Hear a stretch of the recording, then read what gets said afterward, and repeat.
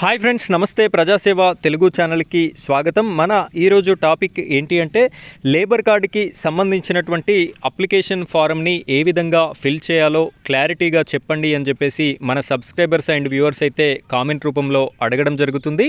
ఈ కామెంట్స్కి రెస్పాండ్గా మీకోసం అయితే నేను ఈ వీడియోనైతే చేసి పెట్టడం జరుగుతుంది. ఈ వీడియోలో క్లారిటీగా ఈ యొక్క లేబర్ కార్డుని అప్లై చేసుకోవడానికి ఉన్నటువంటి ఫారం ఏ విధంగా ఉంటుంది, ఈ ఫారాన్ని line to line step by step ఏ విధంగా ఫిల్ చేయాలి తప్పులు లేకుండా, ఈ విధంగా ఫిల్ చేసినటువంటి అప్లికేషన్ ఫారంకి జత చేయాల్సినటువంటి ధృవపత్రాలు ఏమేమి ఉండాలి, ఆ విధంగా చేసినటువంటి సెట్ని మనం ఎక్కడ అప్లికేషన్ అనేది సబ్మిట్ చేయాలి అనేటటువంటి పూర్తి వివరాలని నేను మీకు ఈ వీడియోలో అందించడం జరుగుతుంది. వీడియోని ఎక్కడా కూడా స్కిప్ చేయకుండా చివరి వరకు చూడండి, మీకు క్లారిటీగా ప్రతి విషయం అయితే అర్థమవడం జరుగుతుంది.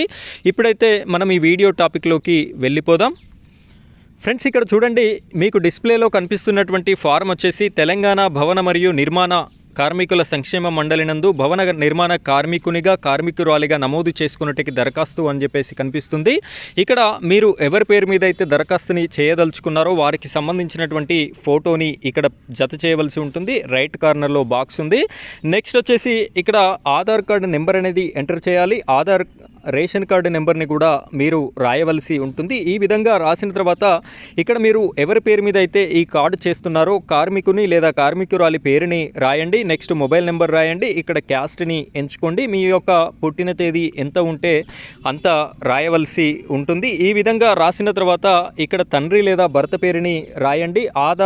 ఆధారితుల వివరాలు అంటే మీ రేషన్ కార్డులో ఎంతమంది పేర్లైతే ఉన్నాయో అంతమంది యొక్క పేర్లని రాయండి. బంధుత్వం రాయండి. వయసు రాయండి. నెక్స్ట్ నామినీ వివరాలు. ఇక్కడ మీ తదనంతరం వచ్చేటటువంటి ఇన్సూరెన్స్ ఎవరికి రావాలి అనేటటువంటి విషయాన్ని మనం నామినీగా చూడడం జరుగుతుంది. సో వారి యొక్క పేరుని సూచించినట్టయితే వారికే డబ్బులు వచ్చేటటువంటి అవకాశం ఉంటుంది. కాబట్టి ఇక్కడ మీరు మీ ఫ్యామిలీలో ఉన్నటువంటి ఎవరి పేరుని పెట్టుకోవాలి అనుకుంటే వారి యొక్క పేరునైతే ఇక్కడ రాయండి. వారి యొక్క భార్య లేదా భర్త లేదా తండ్రి పేరుని కూడా రాయవలసి ఉంటుంది. వయస్సు ఇక్కడ ఎంత వయస్సు ఉంటే అంత రాయండి. వృత్తి వారు ఏం చేస్తే అది రాయవలసి ఉంటుంది. శాశ్వత చిరునామా, ప్రస్తుత చిరునామా ఇక్కడ మీరు ఒకే చోట ఉన్నట్టయితే మీ యొక్క ఆధార్ కార్డులో ఉన్నటువంటి అడ్రస్ని ఇవ్వండి. నెక్స్ట్ పేజీ చూసినట్టయితే ఇక్కడ చూడండి, మనం రెండవ పేజీకి వచ్చాము. ఇక్కడ ప్రస్తుతం పనిచేస్తున్న సంస్థ, మీరు ఎక్కడ పనిచేస్తున్నారు అనేటటువంటి వివరాలను ఇవ్వండి. పని స్వభావం ఇక్కడ కింద కొన్ని కేటగిరీస్ ఉన్నాయి. ఇందులో ఏ కేటగిరీ అయితే మీరు ఆ కేటగిరీని సెలెక్ట్ చేసుకోండి. బ్యాంక్ అకౌంట్ నెంబర్ని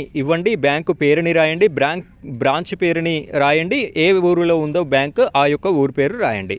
ప్రస్తుతము మీపై కవరేజీలో ఉన్నటువంటి ఇన్సూరెన్స్ పథకాలు ఇక్కడ మీకు ఏమైనా ఆల్రెడీ ఇదివరకు ఇన్సూరెన్స్ ఉన్నట్టయితే వీటికి సంబంధించినటువంటి ధృవపత్రాలన్నీ జతపరచండి, లేదంటే అవసరం లేదు. ఈ విధంగా కిందికి స్క్రోల్ చేసినట్టయితే ఇక్కడ మీరు జతపరచవలసినవి ఇక్కడ చూడండి, 2 ఫోటోలు, ration card, voter card, Aadhaar card, ఇతర గుర్తింపు కార్డు లేదా పాస్బుక్, బ్యాంక్ పాస్బుక్ని పెట్టండి. నెక్స్ట్ వచ్చేసి ఇక్కడ మీ యొక్క సంతకాన్ని కూడా పెట్టవలసి ఉంటుంది.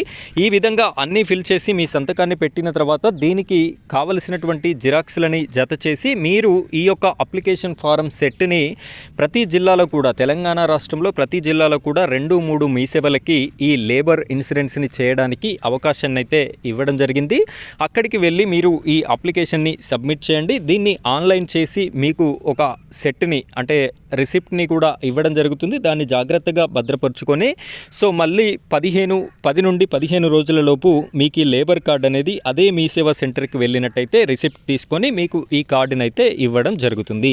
సో ఈ విధంగా లేబర్ కార్డు వలన చాలా రకాల ప్రయోజనాలు కలగడం అయితే జరుగుతుంది. దానికి సంబంధించినటువంటి పూర్తి వివరాలను కూడా నేను మీకు ఇంతకుముందు వీడియోలో చెప్పడం జరిగింది. సో అవన్నీ మిస్ చేసుకోకుండా కావాలి అనుకుంటే ఖచ్చితంగా ఈ కార్డుని అయితే మీరు ఈ విధంగా అప్లికేషన్ అయితే చేసుకుంటారు అని చెప్పేసి నేను ఈ వీడియో మీకోసం అయితే అందించడం జరుగుతుంది. వీడియో చూస్తున్న ప్రతి ఒక్కరు కూడా వీడియోని లైక్ చేయండి.